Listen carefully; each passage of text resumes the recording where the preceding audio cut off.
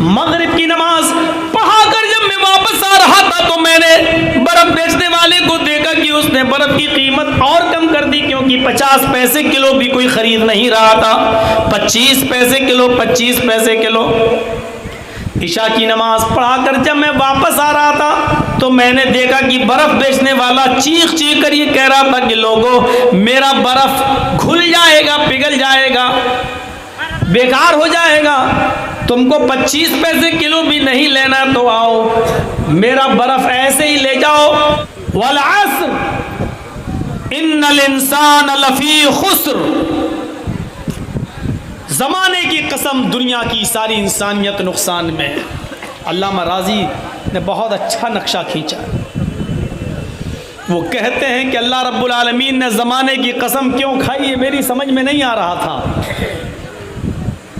25 साल तक मैंने कुरान का मुताला किया, लेकिन मेरी समझ में यह नहीं आया कि अल्लाह रब्बुल आलमीन ने ज़माने की कसम क्यों खाई। और एक दिन कहते हैं कि अचानक मेरी समझ में आ गया। मैं फजर की नमाज पढ़ाने के बाद घर आया, कुरान की तिलावत करने लगा। सूरज जब निकल गया तो सूरज निकलने के बाद मैं घर से बाहर गया। मेरी बीवी ने कहा मार्केट से जाकर सब्जी अब्जी खरीद कर ले आओ। मैं बाजार गया, मैं मार्केट से सब्जी गोश्त वगैरह खरीदने गया। जब वापस लौट रहा था तो मैंने उसी दुकान, उसी बाजार के अंदर एक बर्फ बेचने वाले को देखा जो बर्फ बेच रहा है।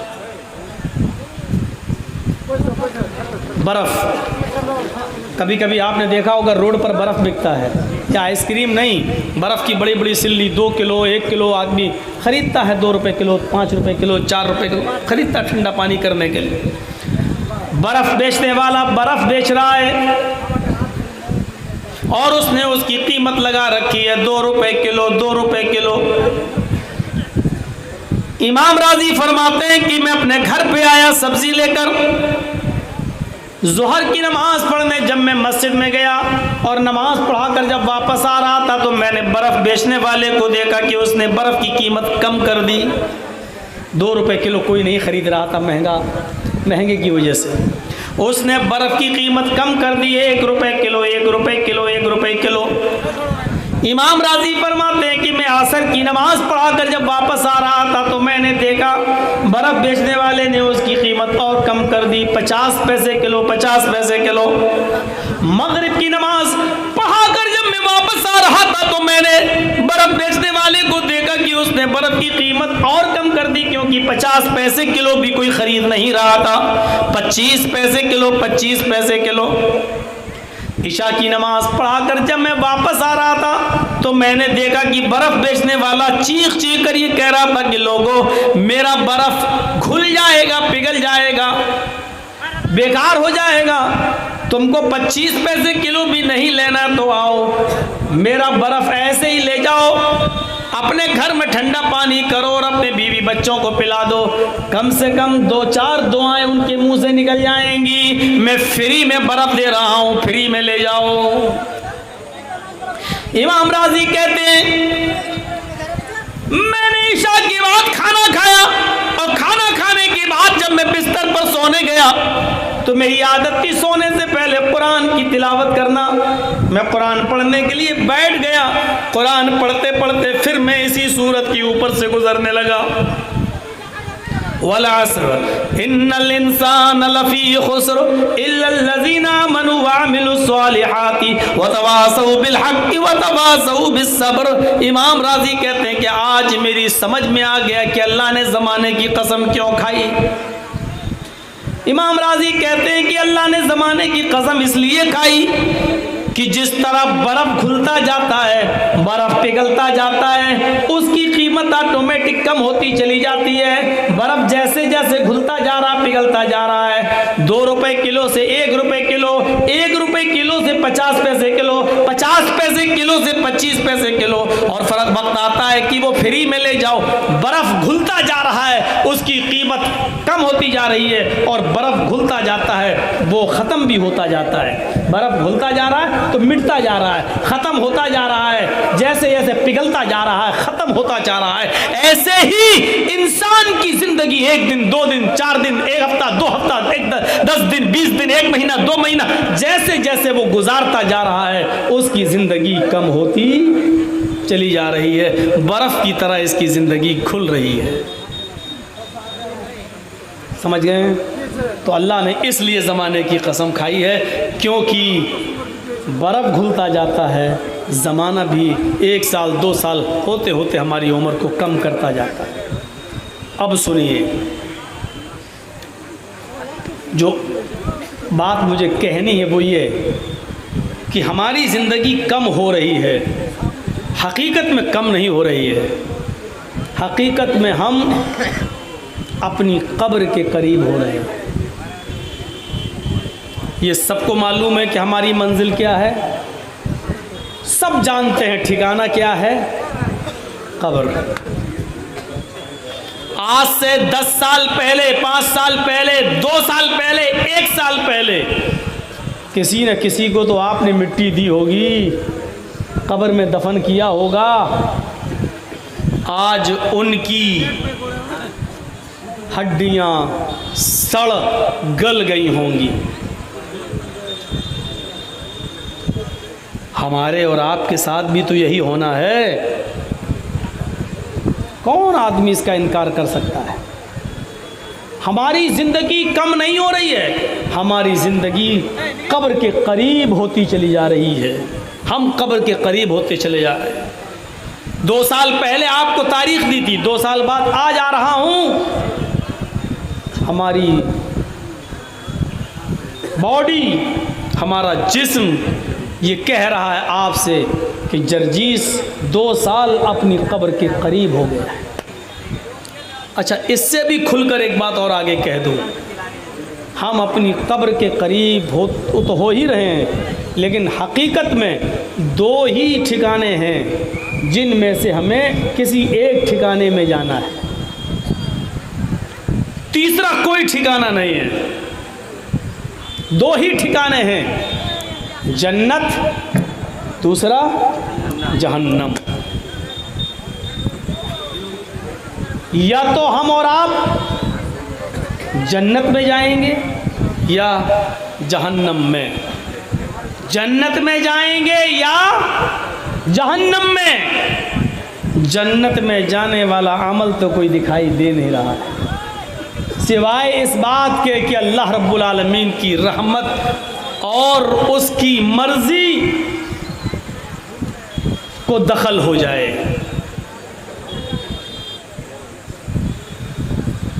वरना कोई अमल दिखाई नहीं दे रहा। और उसका हल्का सा नमूना आप इस जलसे में भी देख सकते हैं। अल्लाह के नबी सल्लल्लाहु अलैहि वसल्लम जब कोई दीनी बात कहते थे तो सहाबाए किराम अपने सरों पर बैठी हुई मक्खी भी नहीं उठाते थे, उड़ाते थे। ऐसे कर देंगे इतनी देर में कहीं कोई बात छूट न जाए या ऐसा न हो कि हम सुन न सकें। जर्जीस साहब के पीछे पंखा चल रहा है, फैन जिसकी हवा लग रही है हमें। उस ज़माने में ये इलेक्ट्रिक फैन नहीं थे, पंखे नहीं थे, बैटरियां नहीं थी। खजूर के पत्तों से हैंड फैन बना लिया करते थे, हाथ के पंखे मस्जिदों में वो उठाकर झलते थे। लेकिन जब तक अल्लाह के रसूल स्पीच देते थे, तकरीर करते थे, खुतबा देते थे या मस्जिद में वाज़ो नसीहत करते थे, तो सहाबाए किराम उन खजूर के पत्तों से बने हुए हैंड फैन भी मस्जिद से उठाते नहीं थे। सख्त गर्मी के बावजूद उसको उठाकर झलते नहीं थे। एक हमारी हैसियत, हमारी औकात और हमारा दिल, हमारा कलेजा इतना मजबूत है कि कुरान पढ़ा जा रहा है, आयतें पढ़ी जा रही हैं, सूरह असर की तिलावत हो रही है। मौलाना चीख चीख कर खामोश होने की बारे में बार बार कह चुके हैं, लेकिन इसके बावजूद हम खामोश होने का नाम नहीं लेते हैं। हमें डर लगता है कहीं ज़मीन फट ना जाए, हम ज़मीन के अंदर समा ना जाएं। ऐ अल्लाह, इतनी सी बातों पर पहले आग के अजाब नाजिल हो जाया करते थे, पत्थरों की बारिशें नाजिल हो जाया करती थी। ऐ अल्लाह, तू कैसे रुका हुआ है, आज हमारे ऊपर पत्थरों की बारिश क्यों नहीं हो रही है। मेरे भाइयों, शायद ये हमारे नबी की उस दुआ का नतीजा है कि अल्लाह हमारी उम्मत को आग और पत्थरों के अजाब से हलाक और बर्बाद मत कर। ये हमारे कलेजे हैं, हमारे गुर्दे हैं, इतने मजबूत हैं कि सब कुछ सुनने के बावजूद भी हम शोर करते हैं। ये कुरान व हदीस हल्का सा हमारे अमल नहीं दिखाई दे रहे, नहीं दिखाई दे रहे। तो दो ही ठिकाने हैं, हम और आप दोनों ठिकानों में से किसी एक ठिकाने के करीब हो रहे हैं। मान लीजिए किसी की ज़िंदगी 80 साल है और 50 साल वो की उम्र हो चुकी है, मालूम नहीं है उसको, लेकिन उसके नामे अमाल में लिखा है, अल्लाह को मालूम है। अब 30 साल बाकी रह गए हैं उसके, गोया के वो 50 साल अपनी कब्र के करीब हो चुका है, या यूं कह लीजिए कि 30 साल उसकी जन्नत या जहन्नम में जाने में रह गई है। 30 साल अपनी जन्नत या जहन्नम के करीब हो गया। जन्नत में जाने वाले आमाल तो बड़े अजीब हैं। किसको आयतल कुर्सी याद है? खड़ा कर दें और सुने। कभी कभी दिल चाहता है कि कभी कभी किसी को खड़ा करके सुनना भी चाहिए कि देखें 20 साल की तकरीरों का रिजल्ट क्या निकला है। किसी एक का इम्तहान लेके देखूं, लेकिन फिर डर लगता है कि अगर नहीं सुना पाया तो कहेगा मैं ही मिला था मौलाना जर्जीस को पूरे मजमे में, किसी और को खड़ा नहीं किया गया, हमारी इंसल्ट कर दे को थे। मन करा आयतल कुर्सी फी कुल्ल सलातिन मक्तूबतिन लम यमनअहु मिन दुखूलिल जन्नति इल्लल मौत। नबी अकरम सल्लल्लाहु अलैहि वसल्लम ने तो ये फरमाया कि जिसने हर फर्ज नमाज के बाद आयतल कुर्सी पढ़ी, जिसने हर फर्ज नमाज के बाद आयतल कुर्सी पढ़ी,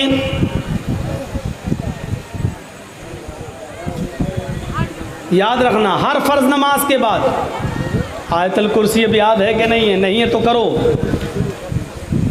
मन करा आयतल कुर्सी मिन कुल्ल सलातिन मक्तूबतिन, हर फर्ज नमाज के बाद जिसने आयतल कुर्सी को अपना वजीफा बनाया, उसको पढ़ना शुरू किया और अपनी आदत बनाई, लम यमनअहु मिन दुखूलिल जन्नति इल्लल मौत, उसको जन्नत में जाने से मौत के सिवा कोई चीज नहीं रोक रही है। यानी मौत उसको जन्नत में जाने से रोक रही है बस, यानी वो मर नहीं रहा है, जब मरेगा तो जन्नत में चला जाएगा। उसको जन्नत में जाने से अगर कोई चीज रोक रही है तो मौत रोक रही है। ये थे जन्नत में जाने वाले रास्ते, लेकिन हमें पता कहाँ है। तो हमारे आमाल कैसे हैं ये देखिए। और याद रखिए, एक चीज़ आपको और याद दिला दूं, कोई ज़रूरी नहीं है कि हम ज़िंदगी भर अच्छे अमल करते रहें और जन्नत ही में चले जाएं। आपको मालूम है, सही बुखारी का वो मंजर देखिए, पूरी ज़िंदगी नेक अमल किया सहाबी रसूल। और कौन? सहाबी रसूल। अल्लाह के रसूल के पीछे नमाज़ें भी पढ़ते थे, नबी अकरम सल्लल्लाहु अलैहि वसल्लम के साथ उम्रा भी किया, नबी के साथ चलते थे फिरते थे, नबी को देखा था, नबी को देख कर ईमान भी लाए थे, तहज्जुद की नमाज भी पढ़ते थे। ग़ज़वा उहद के मौके पर सबसे आगे लड़ने में वही थे, सबसे पहले तलवार उन्होंने ही मियान से निकाली, सबसे पहले काफिरों के भीड़ में वही घुसे, कई काफिरों को मारते चले गए। नबी अकरम सल्लल्लाहु अलैहि वसल्लम से सहाबा ने अर्ज किया, एक सहाबी ऐसे थे, कहने लगे अल्लाह के रसूल उसने तो हक अदा कर दिया, देखिए कितनी बहादुरी से लड़ रहा है, कई काफिरों की गर्दनें उड़ाता हुआ चला जा रहा है, देखिए कितनी महारत से लड़ रहा है। बुखारी के अल्फाज पर गौर कीजिए। अल्लाह के नबी सल्लल्लाहु अलैहि वसल्लम मुस्कुराते हैं और कहते हैं, जिसने किसी जहन्नमी को ना देखा हो फलयंजुर इला हाज़ा, वो इस आदमी को देख ले, ये जहन्नमी है। किसके बारे में? सहाबी के बारे में। हम तो नमाज पढ़ के निकलते हैं दाढ़ी पे हाथ फेरते हुए, तो ऐसा लगता है जैसे अल्लाह पर बहुत बड़ा एहसान करके आए। यहाँ नबी के साथ रहा, नबी के साथ उठा, नबी के साथ बैठा, नबी के साथ चला, यहाँ तक कि जंगें भी लड़ी। ग़ज़वे उहद में सबसे आगे आगे लड़ रहा है। और अल्लाह के रसूल ने क्या कहा? जिसको जहन्नमी देखना हो देख लो इसे। वो सहाबी कहते हैं, बड़ा तजस्सुस हुआ मुझे कि ये आदमी इतनी बहादुरी से लड़ रहा है, नमाज में सबसे आगे रहता है, फिर अल्लाह के रसूल सल्लल्लाहु अलैहि वसल्लम इसको जहन्नमी क्यों कह रहे हैं? कहा आज मैं देखूंगा आखिर ऐसा कौन सा अमल ये करता है। लास्ट में वो उसके पीछे पीछे रहे, दूसरे सहाबी उसको देखते रहे, उसका पीछा करते रहे। क्या देखते हैं कि ये सहाबी लड़ते लड़ते मैदान जंग में जख्मों से चूर हो गए। तकलीफ, एक खाई में पड़े हुए हैं, तकलीफ बर्दाश्त नहीं कर पा रहे हैं जख्मों की। जो जासूसी कर रहा था, जो सहाबी जो इनके पीछे लगा था, वो देख रहा कि देखें ये क्या करते हैं। अल्लाह के नबी ने इतने बड़े मर्द मुजाहिद को कैसे जहन्नमी कह दिया। जब उस सहाबी की तकलीफ बहुत ज़्यादा बढ़ गई, लड़ते लड़ते जब वो जख्मी हो गए, तो उन्होंने अपनी तलवार ज़मीन के ऊपर गाड़ दी, आधी ज़मीन के ऊपर गाड़ी, और सीने का हिस्सा उस तलवार की नोक के ऊपर रख दिया, और पूरा का पूरा वजन उस तलवार के ऊपर उन्होंने डालकर तलवार अपने अंदर दाखिल कर ली, यानी खुदकुशी कर ली।